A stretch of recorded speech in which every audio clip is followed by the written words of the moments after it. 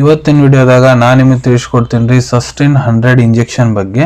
Sustain 100 injection ಅಂದರೆ ಏನು, ಯಾವ ಸಮಸ್ಯೆ ಇದ್ದರೆ ಡಾಕ್ಟರ್ ಮಹಿಳೆಯರಿಗೆ ಇದನ್ನು ಬರೆದು ಕೊಟ್ಟಿರ್ತಾರೆ, ಇದ್ರೊಳಗಡೆ ಮೇನ್ ಕಂಟೆಂಟ್ ಏನಿರ್ತೈತಿ, ಯಾವ ರೀತಿ ಇಂಜೆಕ್ಷನ್ ಡಾಕ್ಟರ್ ಇದು ನಿಮ್ಗೆ ತೊಗೊಳ್ಳಿಕ್ಕೆ ಹೇಳಿರ್ತಾರೆ, ಯಾವ ಪ್ರಮಾಣದಾಗ ತೊಗೊಳ್ಳಿಕ್ಕೆ ಹೇಳಿರ್ತಾರೆ, ಮತ್ತು ಎಷ್ಟು ದಿನ ಯೂಸ್ ಮಾಡಬೇಕು ಅಂತ ತೊಗೊಂಡ್ರಿ ಇನ್ನೇನು ಸೈಡ್ ಎಫೆಕ್ಟ್ ಆಗುತ್ತೆ, ಸಬ್ಸ್ಟಿಟ್ಯೂಟ್ಸ್ ಏನು, ಈ ಮೂಲ್ಯ ಎಷ್ಟು, ಎಲ್ಲಿಂದ ಇದನ್ನು ಖರೀದಿ ಮಾಡ್ಬೋದು, ಸಂಪೂರ್ಣ ಮಾಹಿತಿ ನಾನು ನಿಮಗೆ ಈ ವಿಡಿಯೋದ ತಿಳಿಸ್ಕೊಡ್ತೀನಿ. ವಿಡಿಯೋ ಸ್ಟಾರ್ಟಿಂಗ್ ಎಂಡ್ ತನಕ ಮಿಸ್ ಮಾಡದೆ ನೋಡಿ.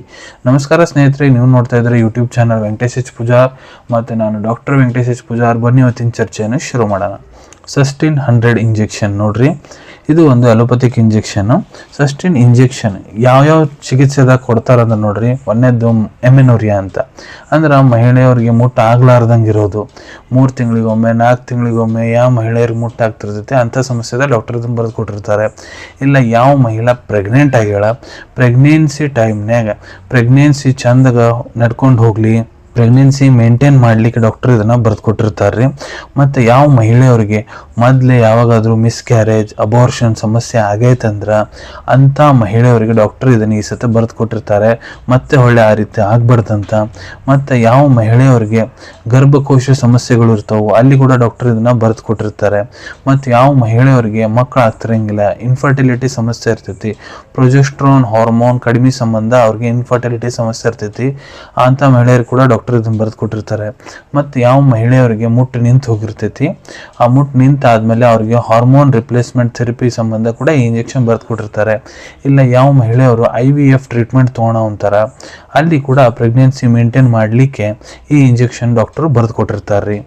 ಸಸ್ಟೈನ್ 100 ಇಂಜೆಕ್ಷನ್ ಏನಿದೆ ಇದ್ರೊಳಗೆ ಮೇನ್ ಕಂಟೆಂಟ್ ಏನಿರ್ತೈತಿ, ಇದ್ರೊಳಗೆ ನೋಡ್ರಿ ಪ್ರೊಜೆಸ್ಟ್ರಾನ್ ಇರ್ತೈತಿ.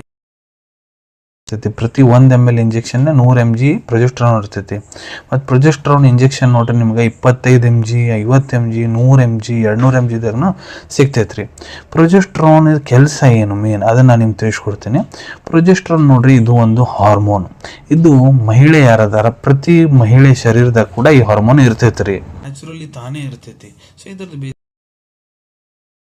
ಮಹಿಳೆಯವರಿಗೆ ಪ್ರೆಗ್ನೆಂಟ್ ಆಗ್ಲಿಕ್ಕೆ ಇದು ಹೆಲ್ಪ್ ಮಾಡಿ ಕೊಡ್ತೈತಿ. ಮತ್ತು ಯಾವ ಮಹಿಳೆ ಪ್ರೆಗ್ನೆಂಟ್ ಆಗ್ತಾರೆ ಆಲ್ರೆಡಿ ಅವ್ರಿಗೆ ಪ್ರೆಗ್ನೆನ್ಸಿ ಮೇಂಟೈನ್ ಮಾಡಲಿಕ್ಕೆ ಈ ಹಾರ್ಮೋನು ಹೆಲ್ಪ್ ಮಾಡಿ ಕೊಡ್ತೈತಿ ರೀ.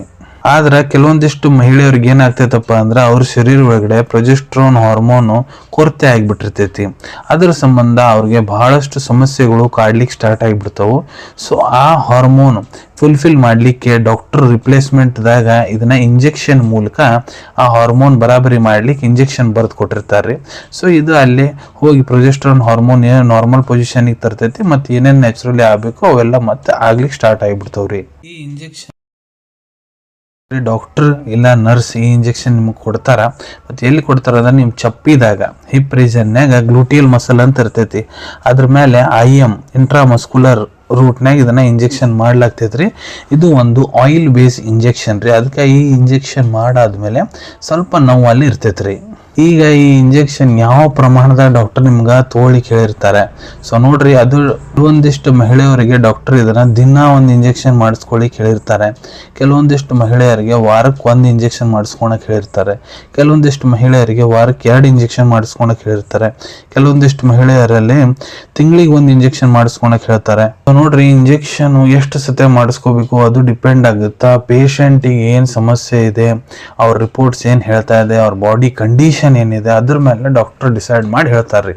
ಇಷ್ಟು ಸತಿ ನೀವು ಇದನ್ನ ಇಂಜೆಕ್ಷನ್ ಮಾಡಿಸ್ಕೋಬೇಕಾಗುತ್ತಂತ, ಮತ್ತು ಎಷ್ಟು ಟೈಮ್ ಮಟ್ಟ ಮಾಡಿಸ್ಕೋಬೇಕು ಅದನ್ನು ಕೂಡ ಡಾಕ್ಟರ್ ನಿಮ್ಗೆ ಟ್ರೀಟಿಂಗ್ ಡಾಕ್ಟರ್ ಎಷ್ಟು ಟೈಮ್ ಮಟ್ಟ ಮಾಡಿಸ್ಕೊಳಕ್ಕೆ ಹೇಳೋ ಅಂತಾರೆ. ಅವ್ರು ಹೇಳಿದ ಪ್ರಕಾರ ಅವ್ರ ಆರ್ಡರ್ ಫಾಲೋ ಮಾಡ್ಕೊಂಡು ಅಷ್ಟು ಇಂಜೆಕ್ಷನ್ ಮಾಡಿಸ್ಕೋಬೇಕಾಗ್ತೈತೆ ರೀ, ಅಷ್ಟು ದಿನ ಮಾಡಿಸ್ಕೋಬೇಕಾಗ್ತೈತೆ ರೀ. ಈ ಇಂಜೆಕ್ಷನ್ ತೊಗೊಂಡಾದ್ಮೇಲೆ ಏನೇನು ಸೈಡ್ ಎಫೆಕ್ಟ್ ಆಗ್ಬೋದು. ಸೊ ನೋಡ್ರಿ, ಈ ಇಂಜೆಕ್ಷನ್ ತೊಗೊಂಡಾದ್ಮೇಲೆ ನಿಮ್ಗೆ ನರ್ವಸ್ನೆಸ್ಸು ಮತ್ತು ಮಹಿಳೆಯವ್ರದ್ದು ಸ್ತನ ಬ್ರೆಸ್ಟ್ ಏನಿದೆ ಎನ್ಲಾರ್ಜ್ಮೆಂಟ್ ಆಗೋದು, ಭಾಳ ವಿಪರೀತ ನೋವು ಆಗೋದು, ಮೂಡ್ ಸ್ವಿಂಗ್ಸ್ ಆಗೋದು, ಮೈಯಾಗಿಂತ ಭಾಳ ಜಾಸ್ತಿ ಬೆವರು ಬರೋದು, ಮೈ ತಣ್ಣಗಾಗೋದು, ಹೊಟ್ಟೆ ನೋವು ಆಗೋದು, ಬ್ರೆಸ್ಟ್ ರೀಜನಲ್ಲಿ ಡಿಸ್ಕಂಫರ್ಟ್ ಆಗೋದು, ಮತ್ತು ಪೀರಿಯಡ್ಸ್ ನಡ್ಬೇಕು ಬ್ಲೀಡಿಂಗ್ ಆಗೋದು, ಇವೆಲ್ಲ ಇದ್ರದ್ದು ಸೈಡ್ ಎಫೆಕ್ಟ್. ಈಗ ಇದ್ರ ಸಬ್ಸ್ಟಿಟ್ಯೂಟ್ಸ್ ಬಗ್ಗೆ ಹೇಳ್ಕೊಡ್ತೀನಿ. ಸಬ್ಸ್ಟಿಟ್ಯೂಟ್ ಅಂತ ನೋಡ್ರಿ, ಸಸ್ಟೈನ್ 100 ಇಂಜೆಕ್ಷನ್ ಏನಿದೆ ಇದು ಒಂದು ಬ್ರ್ಯಾಂಡ್ ಹೆಸರು. ಇದ್ರೊಳಗೆ ಪ್ರೊಜೆಸ್ಟ್ರಾನ್ ಕಂಟೆಂಟ್ ಇರ್ತೈತಿ. ಸೊ ಪ್ರೊಜೆಸ್ಟ್ರಾನ್ ಕಂಟೆಂಟ್ ಇರೋದು ಬಹಳಷ್ಟು ಫಾರ್ಮಸ್ಯೂಟಿಕಲ್ಸ್ ಅವರು ಇಂಜೆಕ್ಷನ್ ತಯಾರು ಮಾಡಿರ್ತಾರೆ. ಕೆಲವೊಂದಿಷ್ಟು ಬೇರೆ ಬ್ರ್ಯಾಂಡ್ಸ್ ಬಗ್ಗೆ ಹೇಳ್ಕೊಡ್ತೀನಿ. ಯಾವಪ್ಪ ಅಂದರೆ ಜಸ್ಟ್ 100 mg ಇಂಜೆಕ್ಷನ್, ಜೆಸ್ಟಿರೋಲ್ 100 mg ಇಂಜೆಕ್ಷನ್, ಪ್ರೋಪ್ಯೂರ್ 100 ಇಂಜೆಕ್ಷನ್, ಅಲ್ಟಿಜೆಸ್ಟ್ 100 mg ಇಂಜೆಕ್ಷನ್, ಇವೆಲ್ಲ ಇದ್ರ ಸಬ್ಸ್ಟಿಟ್ಯೂಟ್ರಿ. ಇದ್ರಾಗೂ ಸೇಮ್ ಕಂಟೆಂಟ್, ವರ್ಕಿಂಗ್ ಆ್ಯಕ್ಷನ್ ಎಲ್ಲ ಸೇಮ್ ಇರ್ತೈತಿ.